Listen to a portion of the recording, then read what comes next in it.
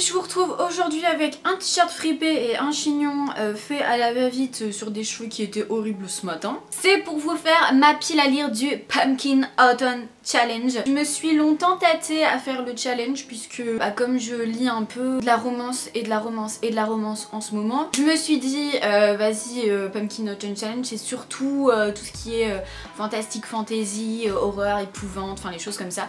Et en fait je me suis dit bah écoute en soi Balek, mets des livres que t'as envie de lire et puis bah si tu les lis pas parce que tu ne respectes jamais ta palle, et ben c'est pas grave, c'est la vie, c'est comme ça. Je laisse en barre d'infos la vidéo explicative du Pumpkin Autumn Challenge 2021 de Gimos, comme ça au moins j'ai pas besoin de répéter, de dire ce que c'est que le Pumpkin Autumn Challenge. Et pour une fois, je crois que j'ai enfin compris l'essence des différentes catégories de lecteurs, je sais plus comment ils les avaient appelés, mais en fait moi à chaque fois je croyais qu'il fallait lire tous les menus, tous les sous-catégories, en fait non.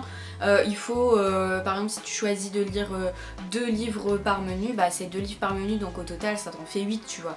Donc voilà, j'ai enfin compris ça et du coup bah moi je me suis fixé le deuxième objectif qui est de lire 8 livres en 3 mois. Est-ce que ça va le faire? Je ne sais pas, à voir, puisque en ce moment là c'est un peu le rush. Moi je vais faire ma rentrée demain on est lundi. Actuellement je suis en train de lire celui-là, de Nos âmes tourmentées. Je sais que le Pumpkin a déjà commencé mais je le mets pas dedans puisque je l'ai commencé fin août et que du coup bah, là ces derniers jours j'avais pas lu, mais hier j'ai lu une bonne 50aine de pages, donc voilà, je pense que je vais essayer de le terminer assez rapidement pour pouvoir commencer directement mes 8 livres du Pumpkin, et puis voilà quoi, je vous présente toutes mes petites lectures de Winx. Le premier menu s'intitule Automne frissonnant. Et il me faut mon cahier. Automne frissonnant, en fait il y a 3 sous-catégories. Il y a Gargare à la main de gloire, mais je l'ai pas pris. Moi j'ai pris donc le deuxième Double Toil and Trouble, avec les sous-catégories sorcière, pièce de théâtre, prophétie, tragédie. Moi j'ai pris la catégorie sorcière, voilà. Et dans la catégorie sorcière, j'ai mis Shades of Magic de V.E. Schwab dans les éditions Lumen. Ça fait 1000 ans je crois que ce livre je le sors à toutes les piles à lire possibles et inimaginables parce que j'ai envie de le lire. Mais à chaque fois je sais pas, genre il me fait peur, il fait que 500 pages, ça va en soi. En plus c'est écrit assez gros, bah c'est juste moi qui me décourage, donc bon bref. Et en fait je crois que là-dedans on parle de sorciers, sorcières, bref ils font de la magie. Ouais, il y a sorcier dans la première phrase du résumé, donc voilà. Par contre je ne saurais vous dire de quoi parle ce livre, alors je pense qu'il est assez connu. Mais j'avoue que je n'ai jamais lu le résumé, mais j'en ai toujours entendu parler en super bien, donc je me dis pourquoi pas moi. Et en plus j'ai acheté la suite, genre je crois que je les ai achetés ensemble, oui. Le 2 et le 3, enfin je sais plus, enfin bref je les ai achetés pratiquement au même moment. Et du coup voilà quoi, j'ai les 3 tomes dans ma palle, mais je les ai toujours jamais lus encore. La troisième sous-catégorie, le folklore de Chipenden.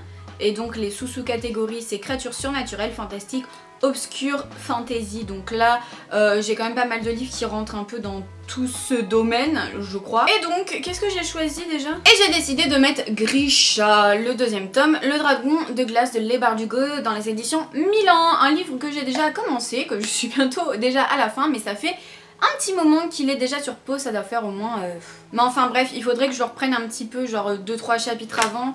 Mais je sais pas, genre quand je l'ai lu, j'ai l'impression qu'il se passait plus grand chose. Et pourtant j'étais super emballée par les Grisha. J'avais beaucoup aimé le premier tome. Le premier tome dont je vais vous parler prochainement dans un autre update lecture. Mais je ne sais pas quand encore. Mais en tout cas voilà, j'avais beaucoup aimé le premier tome. Même le début en soi du 2 il était super. Mais je sais pas, ça s'est un peu essoufflé. Donc je me dis là ça va être le moment de le terminer. Plus dans l'ambiance on va dire automne, Halloween, avec bah voilà des créatures magiques, des trucs comme ça quoi. Donc voilà, Grisha je pense que vous connaissez tous et toutes, puisqu'il y a eu en plus une adaptation sur Netflix que je n'ai jamais vue encore, parce qu'en fait je voulais, pour la petite histoire je crois que je vous l'avais déjà dit mais bon depuis le temps vous avez peut-être oublié, je voulais en fait me faire tous les Grisha. Donc là il me manque le 2 à finir et le 3 à lire que j'ai dans ma palle, relire le premier tome de Six of Crows que j'avais déjà lu et lire le deuxième tome de Six of Crows pour ensuite voir la série. Mais je pense que là en fait la série je vais la voir quand j'aurai 50 ans à l'allure à laquelle je vais. Mais c'est pas grave, c'est la vie, c'est comme ça et puis on adore quoi. Au bout d'un moment on va pas se mettre non plus la pression parce qu'on a une série à voir, je veux dire stop quoi, dans la vie on a des choses plus importantes à penser hein. Ensuite on change de menu et on a le menu automne douceur de vivre.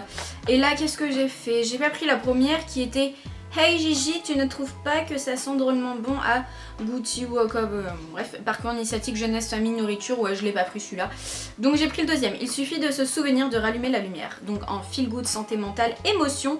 Et là qu'est-ce que j'ai mis? Ah ouais c'est là j'ai triché un petit peu. Émotion égale pour moi sentiment, égale amour, égale voilà, enfin des choses qui ne rentrent peut-être pas forcément dans cette catégorie, mais c'est pas grave. Moi je trouve que ça rentre pas mal dans les émotions. J'ai choisi de lire le 4e tome des Bridgerton de Julia Quinn dans les éditions J'ai lu, tout simplement parce que j'ai envie de le lire assez prochainement. Même feel good en soi ça peut passer parce que on se sent bien dans les Bridgerton, enfin voilà, je sais pas comment expliquer, mais voilà, j'essaie de me défendre parce que je pense que ça rentre pas plus que ça dans la catégorie, mais il y a quand même une petite partie qui va rentrer dedans, enfin voilà, enfin bref.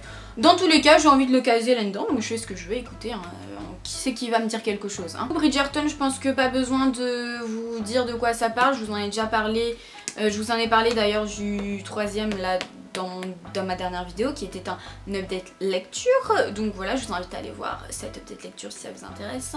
Mais sinon voilà, c'est une très belle histoire, j'adore la série, j'ai hâte que la suite sorte. Ça se passe quand déjà? Ça se passe fin du 18e, je crois, quelque chose comme ça. Ouais, fin du 18e, début 19e il me semble en fait. Ensuite, j'ai un dragon et j'hésiterai pas à faire feu. Dans les sous-catégories, on a humour, illustré, anthropomorphisme et animaux. Et moi j'ai choisi illustré parce que voilà. Et qu'est-ce que j'ai choisi dans illustré? J'ai choisi le manga Your Name que j'ai acheté il y a pas longtemps du tout, il y a genre 2 jours, que je vous présenterai dans un futur book haul bien évidemment. On m'a dit qu'il était super, donc why not Polyglotte. Par contre je pourrais rien vous dire dessus, j'ai même pas lu le résumé. Et je trouve que les couleurs de la couverture sont juste magnifiques, c'est trop les couleurs que j'aime trop en ce moment. Enfin en ce moment, depuis très longtemps d'ailleurs. Voilà, je sais pas, ça fait un peu coucher de soleil et tout. Et en fait, moi à chaque fois que je fais des peintures, il faut savoir que je ne sais pas du tout dessiner, je ne sais pas peindre, tout, enfin voilà quoi. Et je fais des peintures d'enfants. Parce que quand on est enfant, qu'est-ce qu'on fait? On mélange plein de couleurs, on gribouille sur la page et tout. Et c'est trop les couleurs que moi je fais. Genre je fais des dégradés de bleu, violet et tout, rose. Des fois je mets du orange, enfin bref. Des trucs hyper simples, mais je sais pas, j'aime trop les mélanges de ces couleurs. Et la couverture c'est exactement la même chose quoi. Par contre c'est de qui? C'est de Makoto Shinkei. Et le dessin c'est de Ranmaru Kotone dans les éditions Pika. Voilà, je ne pourrais pas vous dire grand chose dessus. Ensuite, l'autre menu c'est Automne Enchanteur. J'ai pris donc la première. La lunette de pierre c'est extra quand on veut voir ce qui ne se voit pas. En sous-catégorie c'est Petit Peuple, Féerie, Nature Writing. Et j'ai choisi quoi? J'ai choisi de mettre un livre que j'ai dans ma palle depuis des années. Ça fait plus de 5 ans que je l'ai ce livre. Vous pouvez le retrouver dans mes tout premiers book hauls je crois de cette chaîne. C'est un truc incroyable tellement il est là depuis une éternité. Je ne l'ai toujours pas lu, beaucoup de gens l'ont apprécié et l'ont même adoré, c'est pour certaines personnes. Mais je sais pas en fait, j'ai toujours eu un peu peur entre guillemets de le lire sans vraiment avoir peur parce que bon, de quoi j'ai peur dans la vie si ce n'est des guêpes de la mort. C'est Le Pays des Contes, le sortilège perdu de Chris Colfer. Alors oui ça fait un livre un peu pour enfants donc voilà je ne sais pas pourquoi j'ai peur de ça. En fait ce livre il me saoule dans ma bibliothèque parce que vous avez vu son format? Est-ce que vous avez vu la taille du truc? Il est en mode carré, sauf que quand tu le mets dans ta bibliothèque, il ressort. Et tous les autres livres sont super bien alignés, sauf celui-là. Au bout d'un moment, il faut peut-être réfléchir à faire un truc qui va avec tous les autres livres.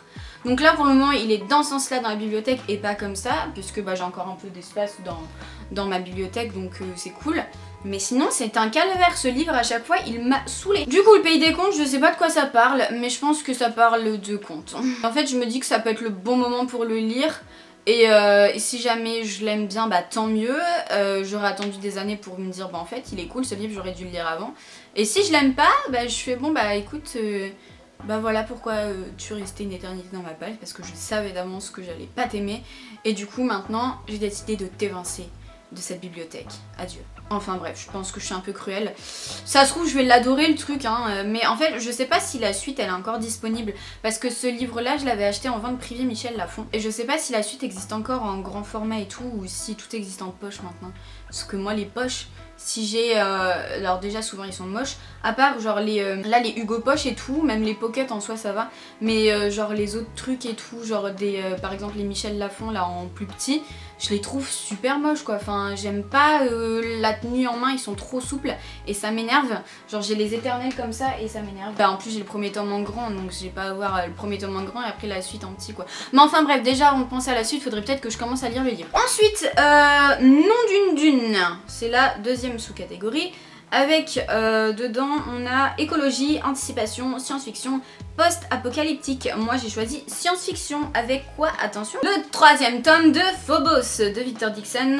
Il est trop tard pour renoncer dans les éditions Robert Laffont collection R.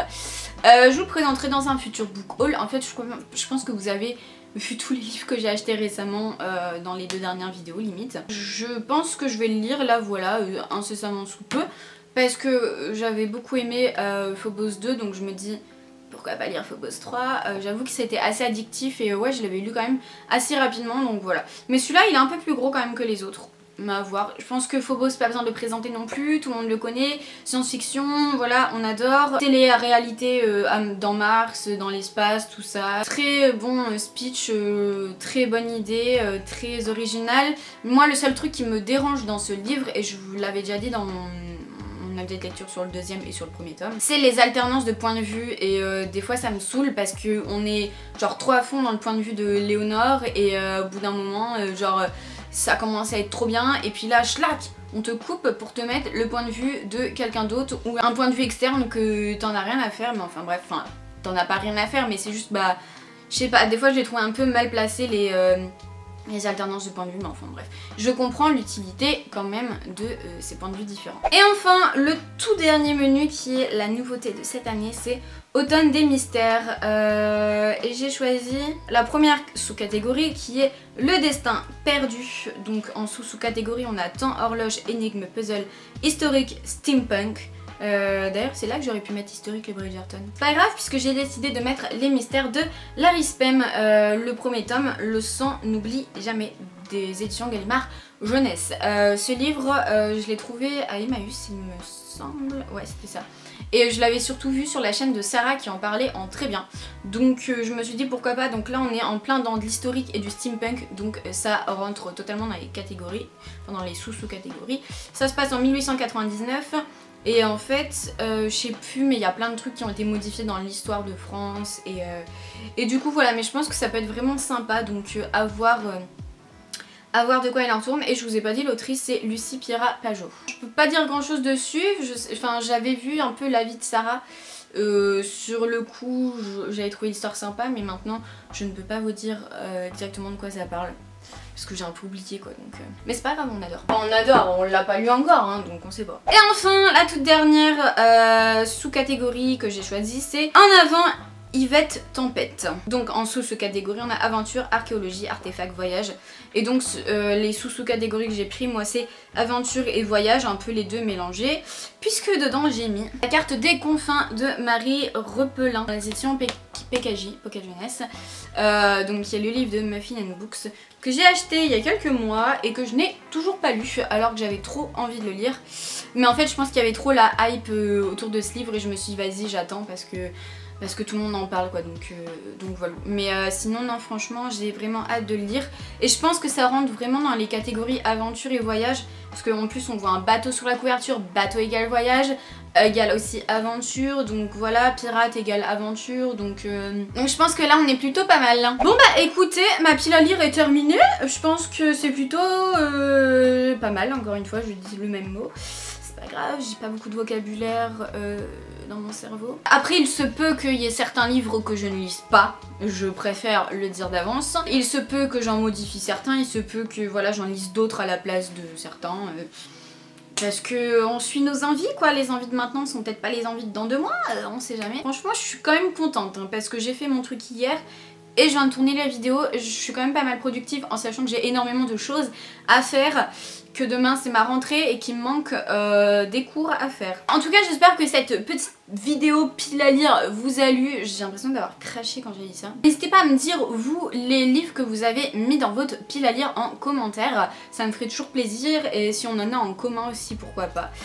Et puis voilà quoi, si la vidéo elle vous a plu, un petit like ça fait énormément plaisir, ça aide énormément aussi, et les commentaires ça aide aussi énormément, on le redira jamais assez je pense, et de vous abonner aussi à la chaîne, ça aide aussi énormément donc voilà. Après si vous voulez pas vous abonner parce que vous m'aimez pas, je peux le comprendre, hein, pas de soucis.